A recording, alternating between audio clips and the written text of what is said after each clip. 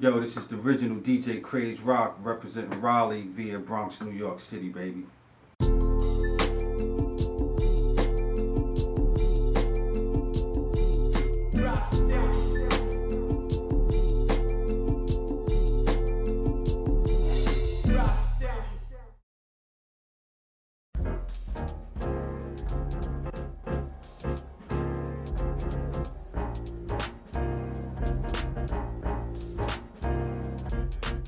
Okay, I'm a DJ slash producer. I first got into the DJ game like in I got my first set in 75, 76, and that was because I had seen Grandmaster Flash and the Furious Five perform at a block party, and then my father and my uncle, they used to do like a social thing at like a clubhouse in the neighborhood, and they booked Grandmaster Flash to play it. And after I saw that, man, I was hooked. That was it. That's what I wanted to do. I grew up in the Bronx, and I didn't start DJing really until I moved to Jamaica, Queens, because I had some family out there. And when I got out there, man, they were doing it big. Like they had big crews like Infinity Machine, Cypher Sounds, the Disco Twins, New Sounds, Phase 3, Professor and Company, and these cats was coming out in the park, and they were doing it big. And you know, my people on my block was like, yo, I could get down, and you know, they used to let me get down. And from then, you know, my grandmother bought, you know, my people saw how much I was really into it, so my grandmother bought me my first real professional DJ set. And from then, bro, I started like making mixtapes and stuff like that. And when people heard it, they was like, yo, I play here or whatever. And they would say, yo, I want you to come in, you know. But I wasn't young enough, I wasn't old enough to get in there. So I couldn't come out the booth, you know. I stayed in the booth all night, DJ'd. I played Studio 54. I played the La Chalette in Queens. I played the Fantasia. Wow, man, there's so many joints. This was 79, you know, 80, you know, 79, 80 when I was up in there, man.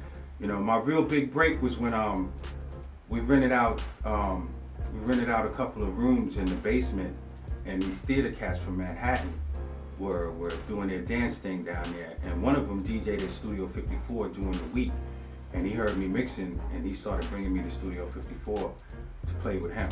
And it was on from there, and I just kept rolling with it.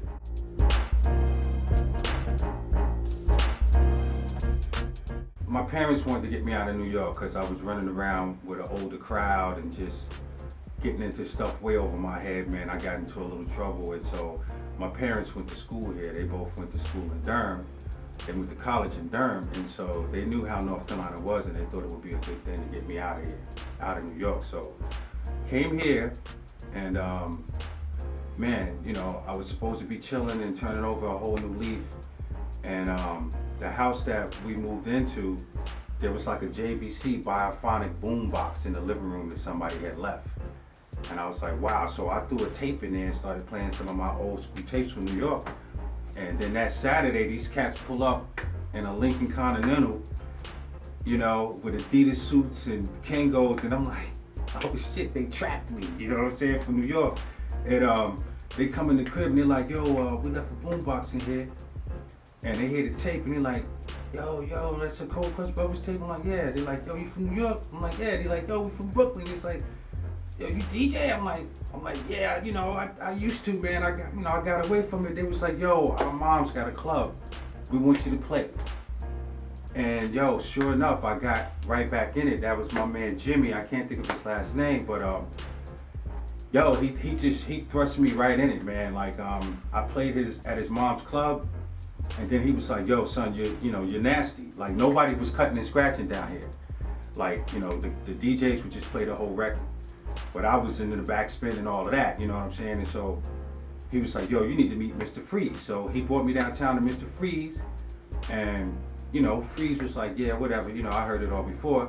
He had his man bring his DJ setup down there with two 1200s and a mixer, and he gave me doubles of like what's that, Divine Sounds, What People Do for Money, and I murdered it. After that happened, man, I just started getting red carpet treatment everywhere in Raleigh. Anywhere there was a block party or anything like that, man, my peoples was just taking me out there, you know, told me bring the Creative Records, and they would just hound whoever was DJing, yo, let my man get on for 1 second, check him out.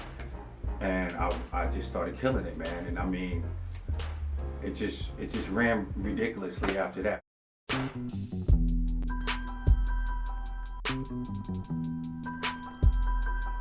Yeah, man, I met Willie G at a football game, and yo, this cat had like a big giant boom box joint. I mean, you knew he was from New York, son. You know what I'm saying?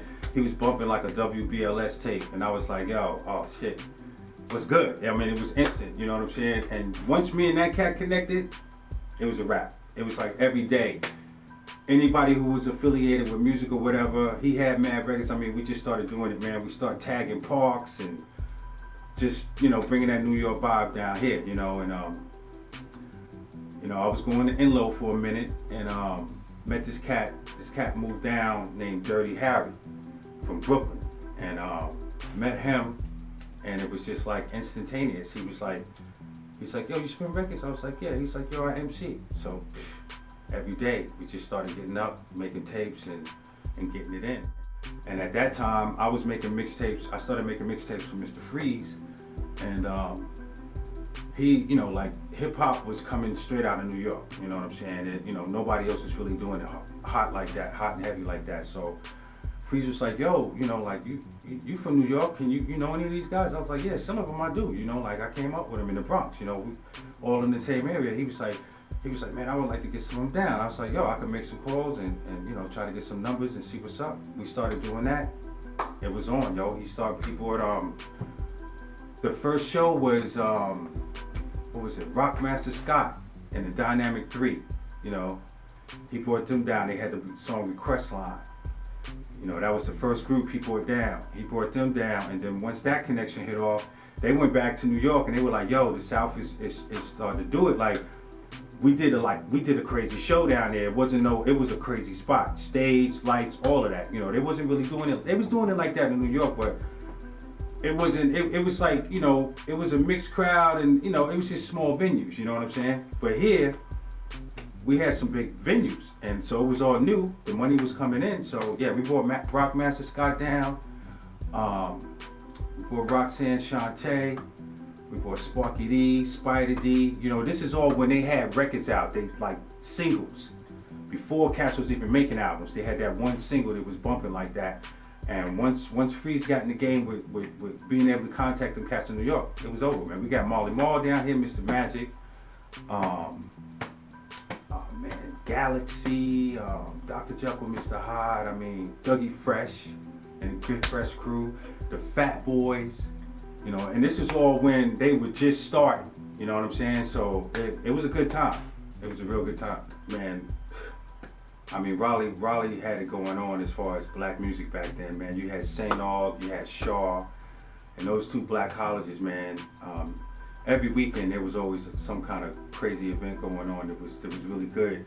St. Aug, for one, man, we used to rock the gym, and they would get WBLS to come down. So Marley Marl would come down, Mr. Magic would come down. I mean, man, we would tear it up. Willie G was my MC. I mean, bro, like, to the break of dawn, man. You know what I'm saying?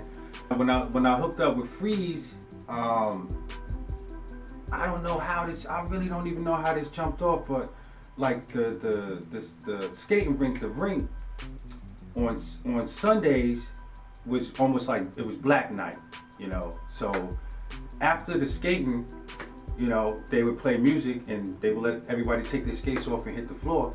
So Freeze thought it was a good idea for me to go out there one day and throw it down after that, after they finished skating. After that, that pretty much became an epicenter for us to bring artists, you know, because we had such a good reception that people, you know, were coming just to dance. After the skating was over, you had a line out the door for people to come in there and dance for 2 or 3 hours, you know, to me playing music or whatever. And that's where we brought Marley Marl to that show. That's where we first brought Marley Marl. And Roxanne, Shantae, we had there, Dougie Fresh, Sparky D, Spider D. We did those joints at the rink, you know, on the skating rink floor.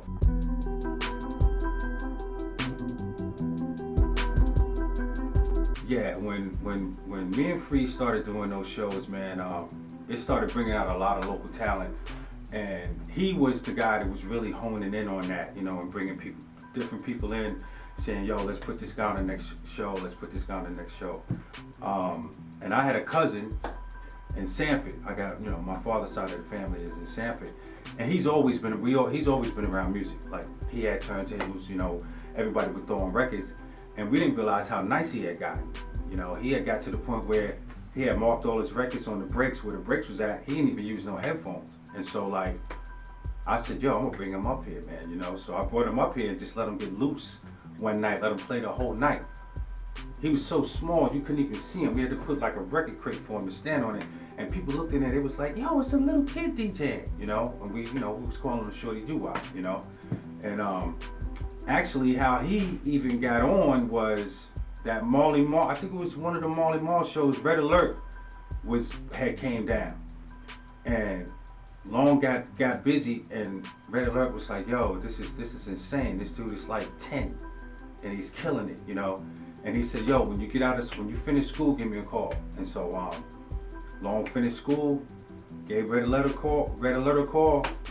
And as you know, he was in the Jungle Brothers video. You know, when he got to New York, Drez, who had lived in Sanford for a minute, he was in New York. And just by happenstance, Long was walking down the street in the Bronx and was like, oh shit, there's Drez. And it was just like, oh shit, what are you doing? You know, and it was like, Long was like, yo, I'm up here, I got a deal, let's do this. And so that's how Black Sheep came about, you know. Mr. Freeze, man, I was doing big things as a DJ, and you know, there was other cats around that he wanted to kind of combine me with. And that's how the whole Army of Scratch thing came out. It was me, Professor Chaos, and this cat named Money Tough. And yo, we never even practiced. It was just like, we did the 6 turntable thing before the Scratch Pickles and all of that. This was in the 80s, you know what I mean? And we did the 6 turntable thing. And it was just like, yo, we just all jumped in. And it was ridiculous, man. We ended up taking it on the road. And so somehow Freeze met this chick. She came in the store. She was like, Freeze used to do these big rap battles, and he was bringing people from everywhere. They was coming out for them joints. And he met this chick, Lady Fire, and she was fine as hell. And you know, she could really rhyme. You know what I mean? She could really rhyme. And so linked up with her. You know, we had a ghostwriter for her, you know, to get a little bit heavier. But that's where the Army of Scratch thing came out, man. We got busy with that for a minute. That was the name of the single. That was the name of the record, Get Busy, actually. That was the name of the single, Get Busy. You know, there used to be a lot of cats that would breeze through. This one cat, Father I, he was ridiculous. Then you had a local cat, Lindale, who was actually a ghostwriter for Lady Fire. You know, he wrote all her stuff. Man, dude, oh yeah, Debonair, man, that was my girl at the time, and she was with me all the time when I was doing stuff. And I started getting out of the game and started getting more into doing like producing and production stuff. I got kind of away from the DJing aspect and started moving more into live instrument stuff. And Debonair hooked up with Freeze, and yo, made a record, you know, Cut It Up Freeze, and that got really big. I mean, Freeze kept it rolling. He brought a lot of talent out in this town because he was doing local talent shows. He didn't discriminate against nobody. It was like, yo, if you was tight and professional, he put you on. And a lot of people kept going with that. And you know, it was a real big music scene, local. And everybody was down with each other. You know what I'm saying? It's not like now where you got all these cliques and all of that shit. You know, back then everybody knew everybody there. And he had a record store downtown, and that was almost like a communal meeting place for MCs, DJs, artists, whatever, you know, it was downtown, you know, and so a lot of good talent came out of that. DJ Nabs, Waxmaster Tory, Sound Machine, DVS, man, the list goes on. You know, I need a little bit more time to remember some of these cats, but a lot of them now, they're local, you know, they're household names, you know, in radio and music. You know? Yeah, so my man Dirty Harry, his nephew had gotten the game and was MCing and doing their thing. Him and this cat named KP, they was calling themselves the MC Brothers. And yo, they were nasty. I mean, they were throwing down like the Cold Cuts Brothers. And I mean, these cats was young, and I couldn't believe they was getting it in like that. And so turned them cats on, and they started doing some shows. And I mean, yo, they was bringing the records. I mean, back then, before all of these freestyle battles where cats was going head to head, they was murking cats like that. You know, my man KP, he had like the golden voice, and I mean, they rhymes was ridiculous. It wasn't like all this new jibber jabber, man. These cats was talking about shit. And from there, KP started producing, and I mean, bro, when that cat jumped in, it was just like, word? Like he you know, I didn't even want to make no beats for them no more. I was like, yo, let's get KP over here, man, you know what I'm saying? Because I was trying to get some of his shit on mine, you know, because they was doing it like that. And then KP went to college, and Veek's cousin jumped in, JLA, and they started doing their thing. And at the time, these cats called the Velt, they had like a kind of like punk rock, alternative rock outfit. They were getting looked at by Mercury Records, and they were making a big buzz. That's when MTV was really just jumping off. And they had a show at the Cat's Cradle, and they were like, yo, MTV is gonna come and shoot it, and they didn't have an opening act. And so they hit me, and that was like, back in the days, man, that was like, nobody was using a computer for production. And I just so happened to have a Commodore 64, and my partner had this like new music software, floppy disk action, and I started producing with that.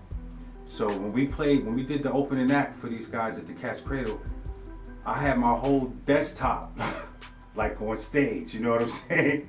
With my keyboards, had everything MIDI syncopated, and JLA and MCV, yo, destroyed it. I mean, like standing ovation. They wanted us to do an encore, but I ain't had that much shit programmed on the joint. But yeah, man, Raleigh music was deep, man. It was real deep back then, man.